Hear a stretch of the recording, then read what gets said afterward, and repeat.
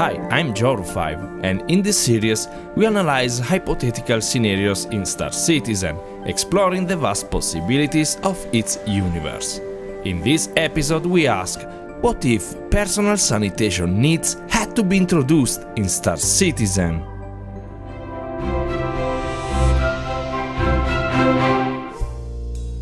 Let's explore this possibility with an analytical approach. First, let's take a snapshot of the current gameplay elements in Star Citizen that will be impacted. In Star Citizen, players are already familiar with managing basic physiological needs through eating and drinking. This aspect of gameplay is not overly taxing, as it only requires attention every 2 hours or so, making it a manageable part of the game rather than a dominant one. Food kiosks are available at all stations, and even in remote areas such as mines and bunkers, food is available through supply crates, seamlessly integrating nutritional management with every other activity in the game. This is an important aspect to consider, as an excretion mechanic will require toilets, which are present in about 50% of ships, and most buildings and key locations such as space stations and planetary outposts do not have them. Another aspect to consider is Star Citizen's approach to realism in gameplay design. Activities such as eating and drinking are presented in a way that mimics real life. This commitment to realism adds a layer of complexity to the implementation of this mechanic for obvious reasons. So we need to define the scope and boundaries for integrating this new mechanic into Star Citizen. Should we be aiming for realism? Imagine if players actually had to find a bathroom, take off their spacesuits, sit down and, well, maybe even read something to relax? Should excrement be physicalized? Imagine people running around using tractor beams to drop brownies all over the world, or happily watering the corners of bunkers. And how far should we go with penalties for not releasing your bowels? This is a matter where the more realism, the more trouble. And think of the poor souls with ships without toilets. I can already see Catalyst owners having a good reason for piracy, boarding ships to take a dump. In this regard, we need to consider potential player feedback regarding such ships with beds but no toilets, such as the aforementioned Catalyst.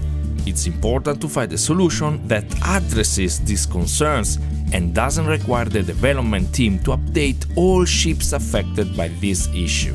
We need to think out of the box and take a light-hearted tone. The elements that we are going to define are the following: how this need manifests, how it works, and what adjustments are needed in the game world.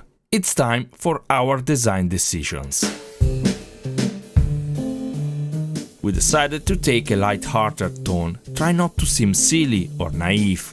For our design, we are introducing a unique way to represent the excretion need, diverging from the typical numerical meters used for hydration and nutrition.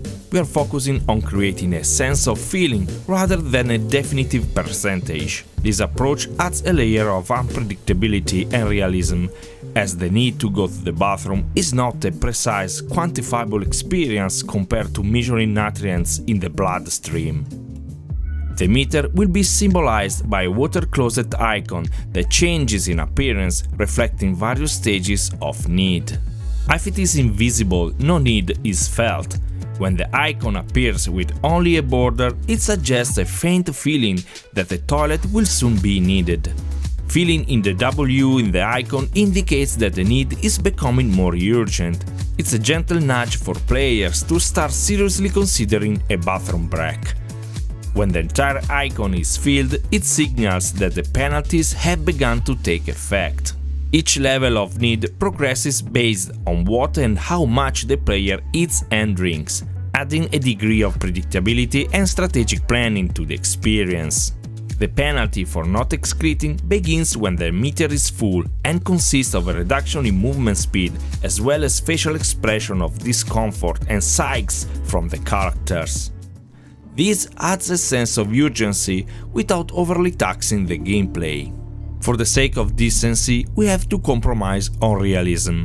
As a result, excretion is done by simply clicking on toilets.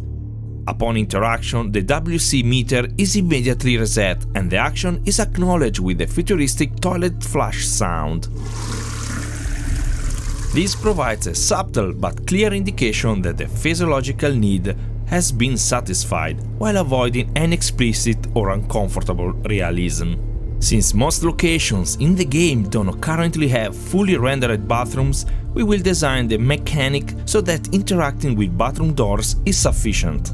In fact, many areas in the game currently have some non-functioning doors that can be converted to restroom doors.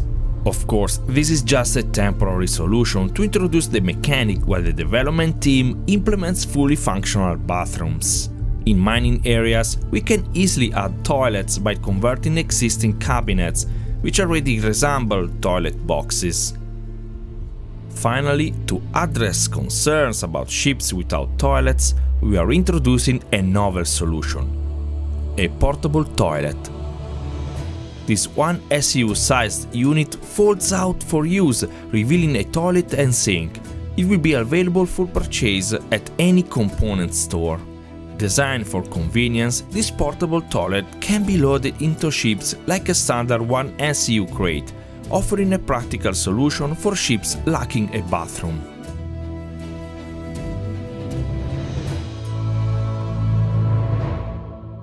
And that wraps up our what-if scenario for today. But now I want to hear from you.